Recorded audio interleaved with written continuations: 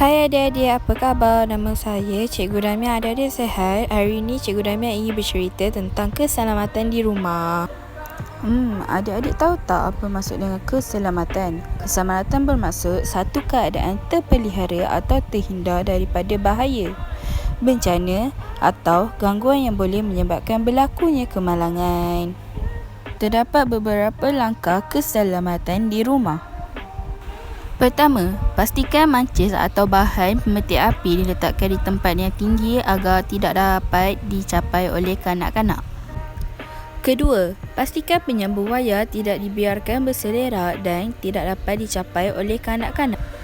Tiga, peralatan rumah yang tajam hendaklah disimpan di tempat yang selamat serta jauh daripada kanak-kanak. Empat, sentiasa memeriksa keadaan dapur gas. Seterusnya, pencegahan berlaku kemalangan di rumah. Pertama, ruang tamu. Kanak-kanak berada di ruang tamu untuk jangka masa yang paling lama, maka kemungkinan berlaku kemalangan yang agak tinggi. Meja, kerusi atau almari yang mempunyai bucu tajam akan menambah risiko luka pada kanak-kanak sekiranya terjatuh, dan kanak-kanak gemar berlari-lari. Ciri-ciri ini menambahkan risiko terjatuh. Kedua, bilik tidur. Elakkan dari meletak almari atau kerusi di sebelah tingkap, terutama dalam bilik tidur anak. Ia boleh digunakan untuk memanjat dan menjenguk keluar tingkap. Ketiga, bilik mandi. Jangan biarkan anak anda berada di bilik mandi seorang diri walaupun seketika. Tutup pintu bilik air semasa tidak digunakan. Keempat, ruang dapur. Di ruang dapur terdapat berbagai peralatan yang berbahaya. Pastikan pisau serta peralatan tajam lain disimpan di dalam almari. Dan semasa memasak, jangan lupa meletak ganggang periuk ke arah dinding. Selain itu, risiko kemalangan di rumah. Pertama, risiko tercekik. Untuk kanak-kanak di bawah umur 4 tahun, elakkan dari memberi makanan yang bulat dan keras seperti anggur, kecuali sudah dipotong kecil-kecil. Makanan yang berbiji, gula yang keras serta chewing gum juga membawa risiko tercekik. Kedua, risiko terjatuh. Anda boleh menggunakan lampu malam di ruang ke bilik air untuk mengurangkan risiko terjatuh di waktu malam semasa menguruskan bayi atau ketika anak perlu ke bilik air.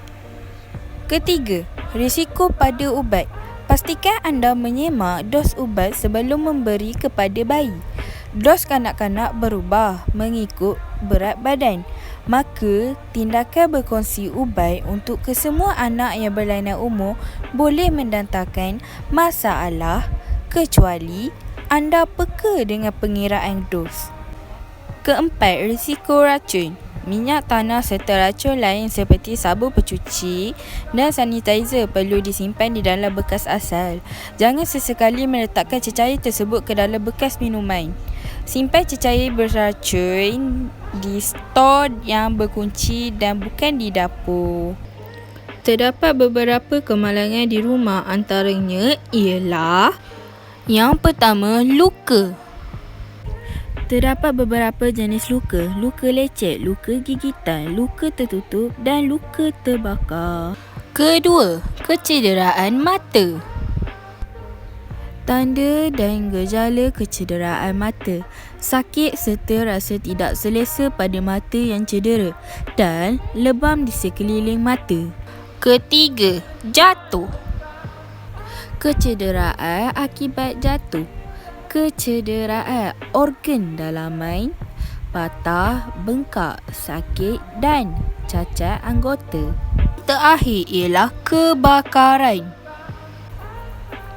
Penyebab kebakaran di rumah: peralatan memasak, litar pintas dari elektrik, anak-anak yang bermain dengan api dan cecair yang mudah terbakar.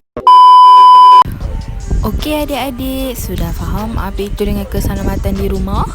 Jadi, Adik-adik mestilah mengikuti apa yang telah Cikgu Damia ceritakan. Sampai di sini saja pertemuan kita kali ini. Semoga kita dapat berjumpa di video akan datang. Sekian, terima kasih.